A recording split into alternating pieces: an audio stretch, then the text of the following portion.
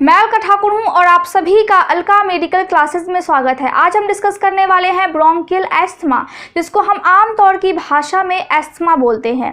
इसको हम दो पार्ट में डिवाइड करके पढ़ेंगे। पार्ट 1 में हम इसके डेफिनेशन, टाइप्स और इसके क्लिनिकल मैनिफेस्टेशन, जिसको हम बोलते हैं साइन एंड सिम्टम्स, को पढ़ने वाले हैं। और पार्ट 2 में हम इसके पैथोफिजियोलॉजी, मेडिकल मैनेजमेंट और नर्सिंग मैनेजमेंट को अच्छे से डिस्कस करेंगे।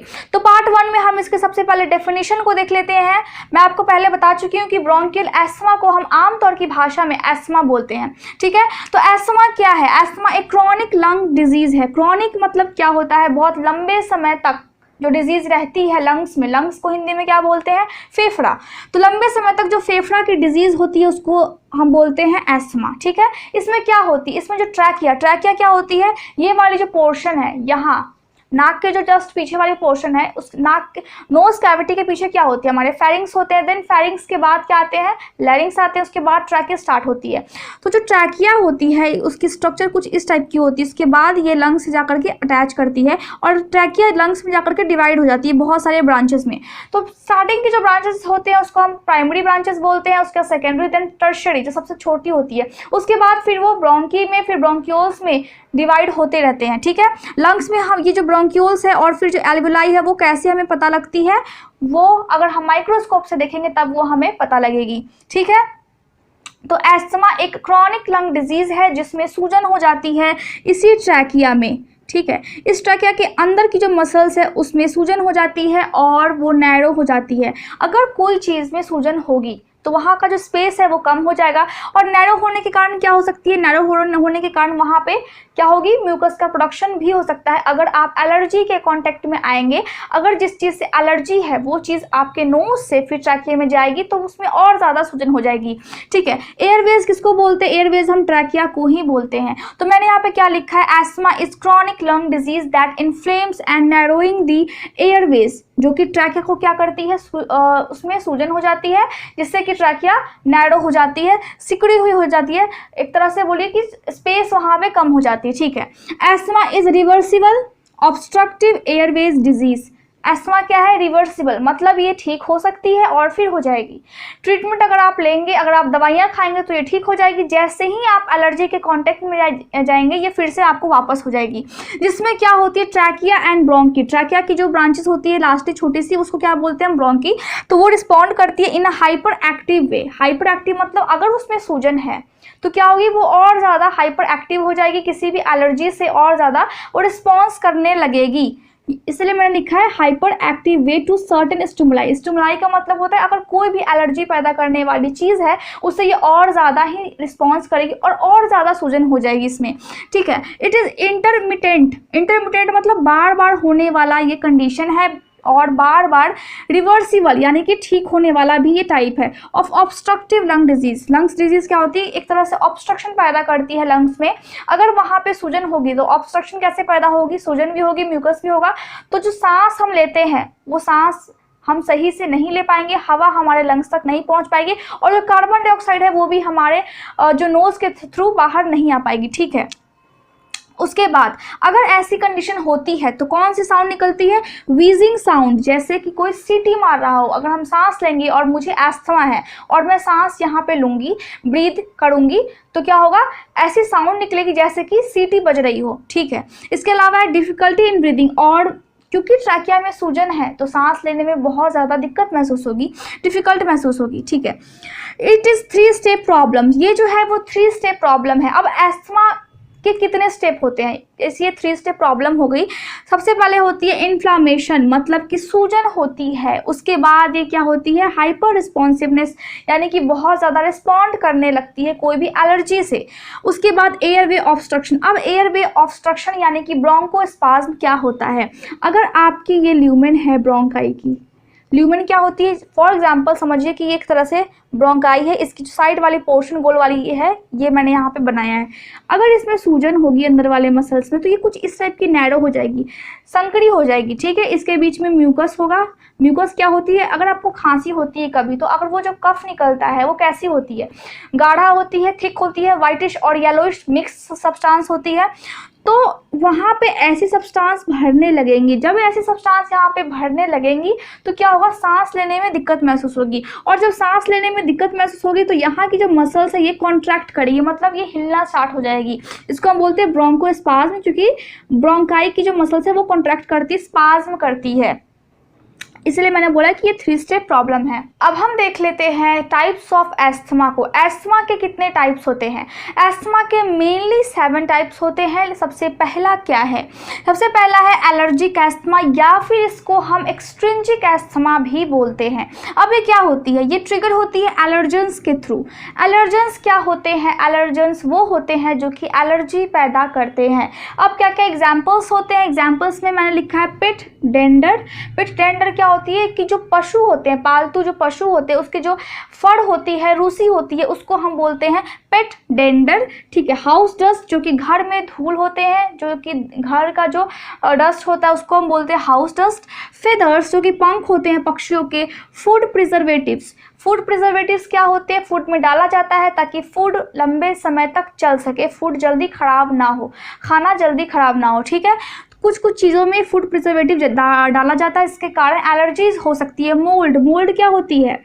जब बारिश के मौसम में दीवार में जब ब्लैक ब्लैक टाइप की धब्बे धब्बे टाइप की स्ट्रक्चर हमें देखने को मिलती है, धब्बे टाइप की हम दीवारों पे हमें देखने को मिलती है, उसको हम बोलते हैं मोल्ड। उसके बाद पॉलन, पॉलन क्या होती है? जो कि फूलों में पाया जाता है, परागकण, उसको हम बोलते हैं पॉलन। ठीक है। तो ये सभी एलर्जी पैदा करती है। और ये जो एक्सट्रिंजिक एस्थमा है, जिसको हम एलर्जिक एस्थमा बोलते हैं, इन सभी से एलर्जी होने के कारण होती है। ये एस्थमा ट्रिगर्ड होती है, यानी कि जब ये एस्थमा हो जाएगी, किसी व्यक्ति को अगर इससे एलर्जी है तो अगर ये सभी चीज़ों के कांटेक्ट में अगर वो व्यक्ति जाएगा तो उसको एस्थमा हो जाएगी। और एस्थमा होगी उस टाइम क्या होगी कि जो उसकी ट्रैकिया की जो मसल्स है वो उसमें सूजन आ जाएगी, वो स्वेल कर जाएगी। और जैसे ही ये स्वेल करेगी ट्रैकिया के जो आसपास में जो कनेक्टिव टिश्यू होते हैं उसमें प्रेजेंट होते हैं मास्ट सेल। और वो मास्ट सेल क्या करते हैं?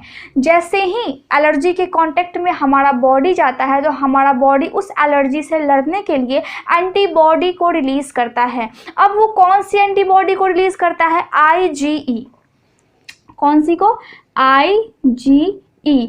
इस एंटीबॉडी को रिलीज करता है ताकि वो एलर्जीज को ख़त्म करे। और जैसे ही ये एंटीबॉडी रिलीज होती है हमारे बॉडी में, जो कनेक्टिव टिश्यू यानी कि जो ट्रैकिया के जो आसपास की जो कनेक्टिव टिश्यू होती है उसमें जो मास्ट सेल होती है, वो मास्ट सेल इस एंटीबॉडी से फिर बाइंड कर जाती है, मतलब कनेक्ट हो जाती है। और जैसे ही कनेक्ट होती है वैसे ही यहाँ पे क्या होती है? म्यूकस का प्रोडक्शन होने लगता है। अब म्यूकस का प्रोडक्शन क्यों होता है? ये इसीलिए होता है ताकि कोई भी अगर बैक्टीरियल इन्फेक्शन है तो वो ख़त्म हो सके। और जैसे ही यहाँ पे अगर पहले से ही सूजन है तो क्या होती है? मसल्स कॉन्ट्रैक्ट करने लगती है, जिसके कारण यहाँ पे म्यूकस का प्रोडक्शन होने लगता है। और मसल्स में तो सूजन होती ही है ये एस्थमा के कारण। ठीक है। जिससे क्या होती है? लास्टली जिससे होती है कि हमें सांस लेने में दिक्कत महसूस होती है। दूसरा क्या है? नॉन एलर्जिक एस्थमा, जिसको हम इंट्रिंजिक एस्थमा भी बोलते हैं। अब ये ट्रिगर किससे होती है? ये ट्रिगर एलर्जी के कारण नहीं होती है, ये ट्रिगर हवा में मौजूद इरिटेंट्स के कारण होती है, जो कि एलर्जी से रिलेटेड नहीं होते हैं। अब वो क्या क्या होते हैं? एयर पॉल्यूशन की वजह से हो सकती है, कोल्ड सर्दी के मौसम में हो जाएगी, या फिर बहुत ज़्यादा हीट के, बहुत ज़्यादा गर्मी के मौसम में हो जाएगी। मौसम चेंज होंगे उस टाइम ये एस्थमा हो सकती है।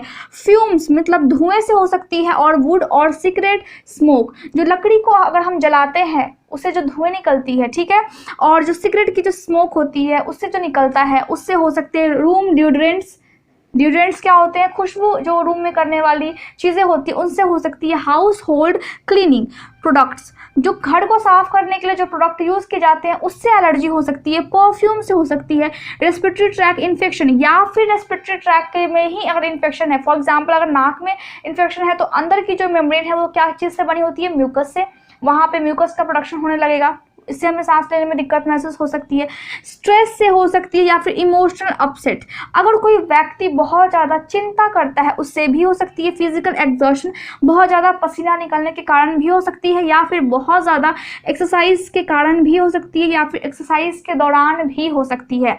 एस्प्रिन लेने से हो सकती है, नसेट्स लेने से हो सकती है। तो ये जो एस्थमा है जिसको हम नॉन एलर्जिक एस्थमा बोलते हैं, ये एलर्जी से तो नहीं होती है लेकिन बहुत सारे कारण हैं जिनसे ये हो सकती है। तीसरा है मिक्स्ड एस्थमा, इसको हम क्या बोलते हैं, ये किस कारण से होती है, एलर्जी वाली जो चीज़ें होती है उनसे भी होती है, और जो नॉन एलर्जी जो मैंने कारण बताए हैं, क्या क्या नॉन एलर्जी एस्थमा में क्या क्या वो कारण होते हैं जिनसे वो नॉन एलर्जी एस्थमा होती है, दोनों के कारण हो सकती है। और ये मोस्ट कॉमन फॉर्म है एस्थमा की, यानी कि आपको डस्ट से भी हो जाएगी, एयर पॉल्यूशन से भी हो जाएगी, और पॉलन ग्रेन से भी हो जाएगी, और पेट डेंडर से भी हो जाएगी जो कि एलर्जिक है। और नॉन एलर्जिक में क्या क्या आ गया, एयर पॉल्यूशन हो गई, वेदर चेंजेस आ गए, ये सभी के कारण हो सकती है। दोनों में से अगर कोई भी रीजन हो तो ये जो कॉमन फॉर्म है एस्थमा की जिसको हम मिक्स बोलते हैं, मिक्स्ड एस्थमा, ये हो सकती है। चौथा क्या है, कफ वेरिएंट एस्थमा, जिसको हम शॉर्ट फॉर्म में बोलते हैं CVA। ठीक है, CVA क्या होती है, जब ये होती है तो ये जो एस्थमा की जो क्लासिक सिम्टम है, क्लासिक सिम्टम्स क्या होते हैं, विजिंग साउंड और जो कफ हो जाती है, शॉर्टनेस ऑफ ब्रीथ होती है, वो क्लासिक साइन है। मेनली क्या होगा, विजिंग साउंड, मतलब आपको जब आप सांस लेंगे तो सीटी जैसी आवाज़ें निकलेंगी। दूसरा, आपको सांस लेने में दिक्कत महसूस होगी। तो ये जो क्लासिक सिम्टम्स है एस्थमा के, इस कंडीशन में नहीं होते हैं। इसके अलावा इसमें सिर्फ एक सिम्टम्स होती है, और वो सिम्टम क्या होती है कि कंटिन्यूअसली बहुत लंबे समय तक सूखी खांसी होगी। सूखी खांसी को हम क्या बोलते हैं इंग्लिश में, ड्राई कफ, यानी कि लंबे समय तक सूखी खांसी उस व्यक्ति को महसूस होगी। लेकिन जो क्लासिक सिम्टम है एस्थमा के, जो कि सांस लेने में दिक्कत महसूस होना या फिर विजिंग साउंड निकलना, ये सिम्टम्स उस व्यक्ति में देखने को नहीं मिलेंगे। लेकिन अगर ये लंबे समय तक रहा, ऐसा भी हो सकता है कि जब एस्थमा फुल्ली डेवलप हो जाए, मतलब एस्थमा बिल्कुल सीवियर होने वाली हो, उस कंडीशन में ये सिम्टम्स भी हो सकते हैं, और जो अदर सिम्टम्स हैं जो एस्थमा के सिम्टम्स होते हैं वो सिम्टम्स भी आ सकते हैं। लेकिन सीवियर केसेस में मोस्टली एक ही सिम्टम्स रहती हैं। इसके अलावा क्या है, पांचवा, एक्सरसाइज इंड्यूस्ड एस्थमा, जिसको हम शॉर्ट फॉर्म में बोलते हैं EIA।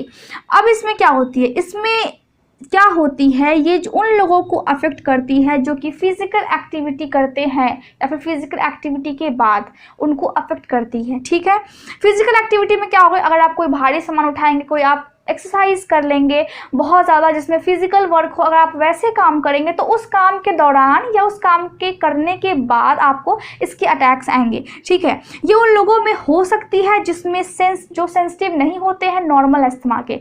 जो क्लासिक एस्थमा क्या है, क्लासिक एस्थमा किसको ट्रिगर कौन करती है, क्लासिक एस्थमा को डस्ट हो गई, पॉलन हो गई, और पेट डेंडर जो कि पालतू जो पशु होते हैं उसके जो रूसी हो जाते हैं, रोए होते हैं, वो सभी से जो व्यक्ति सेंसिटिव नहीं भी है उनमें ये एस्थमा होने के चांसेस हो सकते हैं। छठा क्या है, नॉक्टर्नल एस्थमा, इसका मतलब है कि एस्थमा के जो सिम्टम्स है वो नाइट में, रात में ज़्यादा हमें देखने को मिलते हैं, ये रात में ज़्यादा सीवियर हो सकते हैं। इसके अलावा जो एक्सपीरियंस कर सकते हैं हम इसके सिम्टम्स को दिन में भी, किसी भी टाइम में, ये जो एस्थमा है जो कि रात में बहुत ज़्यादा डेंजर कंडीशन में आ जाती है, वो दिन में भी इसके सिम्टम्स हमें देखने को मिल सकते हैं अगर कोई व्यक्ति को अस्थमा है और वो एलर्जी वाली चीज़ों के कांटेक्ट में जाता है तब। ठीक है, इसके अलावा कुछ ट्रिगर्स होते हैं, कुछ triggers such as heartburn, pet dander and dust mites. Dust mites को हम हिंदी में क्या बोलते हैं, धूलकण।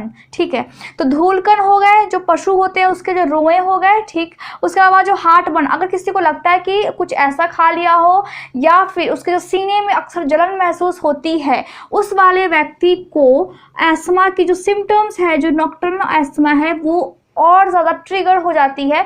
ये सभी मिल करके इसके जो सिम्टम्स है उसको और ज़्यादा हाई कर देते हैं। इसके अलावा हम देखते हैं ऑक्यूपेशनल एस्थमा, ये कहाँ पे होती है, ये जो एस्थमा है उसका कारण है कि ये कुछ व्यक्ति के वर्क प्लेस, यानी कि जो व्यक्ति इंडस्ट्री में काम करते हैं, फॉर एग्जांपल टेक्सटाइल इंडस्ट्री यानी कि मैन्युफैक्चरिंग जो कंपनी होती है उनमें कोई आदमी अगर काम करता है, फार्मिंग जहाँ पे खेती होती है और जहाँ पे लकड़ी का काम चलता है, उनमें अगर कोई पर्सन काम करता है तो उस व्यक्ति को ये जो एस्थमा है, ऑक्यूपेशनल एस्थमा, ये होने के चांसेस बहुत ज़्यादा हो जाते हैं।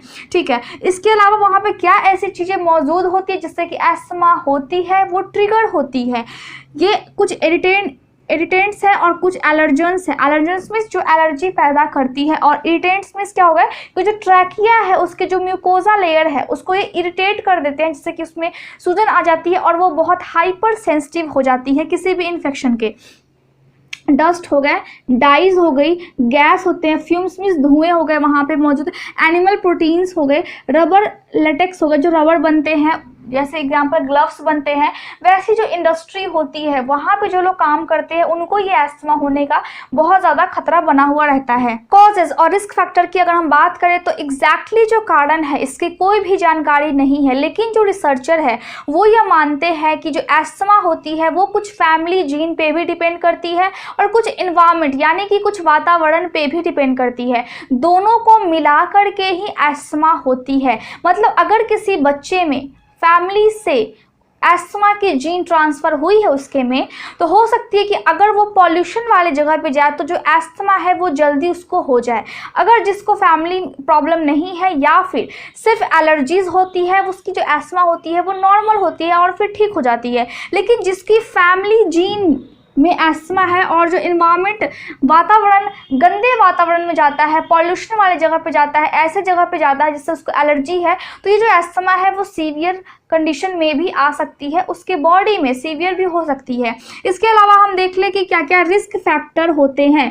रिस्क फैक्टर में क्या होते हैं जो एस्थमा को ट्रिगर करते हैं, तो सबसे पहला एयरबॉर्न एलर्जन, जो हवा में जो मौजूद होते हैं, जो एलर्जेंस जो कि एलर्जी पैदा करते हैं, एयर पॉल्यूशन हो गए, पॉलन ग्रेन हो गई, ये सभी क्या होते हैं हवा में होते हैं। जो डस्ट हो गए, धूल कण होते हैं, वो हवा में होते हैं। तो ये इसके कारण क्या होती है कि जो एलर्जी है वो ज़्यादा पैदा होती है, जिससे कि एस्थमा हो सकती है। रेस्पिरेटरी इन्फेक्शन, रेस्पिरेटरी इन्फेक्शन कब होती है? नॉर्मल अगर सर्दी जुकाम भी होती है तो उसमें क्या होती है कि बैक्टीरियल इन्फेक्शन होती है, उस टाइम में ऑलरेडी इन्फेक्शन है गले में, ठीक है, तो जो अदर इन्फेक्शन है उसके होने के चांसेस और ज़्यादा हो जाते हैं। उसके बाद एयर पॉल्यूशन, अगर पॉल्यूटेड है वातावरण तब भी इसके चांसेस बहुत ज़्यादा होते हैं। कुछ मेडिसिन्स होती है, कुछ मेडिकेशंस होते हैं, वो कौन कौन से होते हैं? बीटा ब्लॉकर्स, एस्प्रिन और नसेट्स जो ड्रग्स होते हैं, इसकी वजह से एस्थमा हो सकती है। स्ट्रॉन्ग इमोशन और स्ट्रेस, अगर बहुत ज़्यादा कोई आदमी स्ट्रेस में रहता है, चिंता में रहता है, बहुत ज़्यादा सोचता है, तो उस कंडीशन में भी हो सकती है। कुछ औरतों में मेंस्ट्रुअल साइकिल के दौरान, वो जो महीने में एक बार औरतों को होती है, जो जिसको हम बोलते हैं मेंस्ट्रुअल साइकिल, 28 डेज पे होती है, तो उस टाइम में भी कुछ औरतों को, ये जनरली नहीं होती है लेकिन बहुत कम औरतों को ये हो सकती है, जिससे कि एस्थमा के चांसेस हो जाते हैं। लो बर्थ वेट, जिस बच्चे का जन्म के समय में बर्थ वेट जो है वो कम है, यानी कि जन्मा है लेकिन उसका जो वेट नॉर्मल होनी चाहिए जन्म के टाइम में वो कम है, तो उस टाइम में हो सकती है। और दूसरा है जेनेटिक प्रीडिस्पोजिशन, इसका मतलब है कि जीन से, मतलब यहाँ पे मैं लिख देती हूँ फैमिली हिस्ट्री, जो फैमिली है अगर उसमें अगर प्रॉब्लम है एस्थमा की तो वो बच्चे में आ सकती है। अब हम इसके साइन और सिम्टम्स को देख लेते हैं, क्या क्या साइन और सिम्टम्स होते हैं। साइन और सिम्टम्स को मेडिकल टर्म में क्लिनिकल मैनिफेस्टेशन कहते हैं। मैंने आपको हर वीडियो में यही बताया है कि मेडिकल टर्म में हम साइन और सिम्टम्स को क्या बोलते हैं? Clinical manifestation. चलिए अब क्या क्या सिम्टम्स हमें देखने को मिलते हैं। कफिंग मीन्स उसको खांसी होगी, खांसी कैसे हो सकती है? ड्राई और वेट, मतलब सूखी खांसी भी हो सकती है, और वेट जिसमें म्यूकस आए, वाइट और येलो टाइप की सब्सटेंस जो मुंह से निकलती है वो आ सकती है, ठीक है, जिसको हम बोलते हैं म्यूकस। इसके अलावा विजिंग, मतलब अगर वो सांस लेगा तो ऐसा लगेगा जैसे कि विजिंग साउंड निकल रही है, सीटी बज रही है, वैसा हमें फील होगा। चेस्ट टाइटनेस, उस व्यक्ति का जिसमें एस्थमा के सिम्टम्स है, एस्थमा की कंडीशन है, उसका जो चेस्ट है वो बहुत ज़्यादा टाइट हमें देखने को मिलेगा, टाइट महसूस होगा अगर आप टच करेंगे तब। शॉर्टनेस ऑफ ब्रीथ, जिसको हम बोलते हैं डिस्पनिया मेडिकल टर्म में, डिस्पनिया, यानी कि सांस लेने में उसको दिक्कत महसूस होगी। म्यूकस प्रोडक्शन, म्यूकस का प्रोडक्शन होगा। मैंने आपको बताया था कि ये अगर आपकी ट्रैकिया है, इसके बाद आपकी लंग्स यहाँ से, दोनों लंग्स यहाँ से स्टार्ट है, तो इस लंग्स में ये जो एल्विलाई वगैरह होते हैं, ब्रोंकाई होती है, वहाँ पे म्यूकस का प्रोडक्शन होना स्टार्ट हो जाता है। फ्लूइड का, अगर ये ऐसी है, मैंने आपको ये बताया था कि ये वाले जो गोल्ड स्ट्रक्चर इसके बीच में अगर हम देखें, यहाँ पे म्यूकस भर जाता है और जो ये वाली है, ये मसल्स में सूजन हो जाती है, तो म्यूकस का प्रोडक्शन होने लगेगा, जिससे कि उसको खांसी होगी, और वो खांसी के साथ ही जो म्यूकस है वो बाहर भी आ सकती है मुंह से। रेस्टलेसनेस, उसको बेचैनी महसूस होगी। जो फीवर है वो 100 डिग्री सेल्सियस रहेगा उस व्यक्ति में, या फिर उससे ज़्यादा भी हो सकता है। इसके अलावा हेडेक की समस्या रहेगी। मेंटल कन्फ्यूजन, सही से कोई भी चीज़ को कॉन्सेंट्रेट करके वो काम नहीं कर पाएगा, कोई भी चीज़ पे वो कॉन्सेंट्रेशन नहीं बना पाएगा। इसके अलावा है कि उसकी जो ब्रीदिंग है वो डीपर होगी, मतलब उसको सांस लेने में जब दिक्कत महसूस होगी तो वो कोशिश करेगा कि वो मुंह खोल करके भी सांस ले, मतलब डीप सांस वो ले पाए। एब्डोमिनल पेन और चेस्ट पेन होगा, क्योंकि बहुत ज़्यादा खांसी होती है इसमें, तो एब्डोमेन के जो पूरे जो मसल्स है उसमें पेन होने लगेगा, दर्द महसूस होने लगेगा। या फिर जो चेस्ट की जो पेन है, चेस्ट मतलब कि जो लंग्स है, खांसते खांसते क्या होगा कि जो चेस्ट है उसमें पेन महसूस होगा, उसमें दर्द महसूस होगा, जिससे कि उस व्यक्ति को वॉमिटिंग भी हो सकती है, वो व्यक्ति उल्टी भी कर सकता है। इसके अलावा भी अस्थमा के बहुत सारे साइन और सिम्टम्स होते हैं, लेकिन सबको बता पाना उतना ज़्यादा संभव नहीं है एक ही लेक्चर में।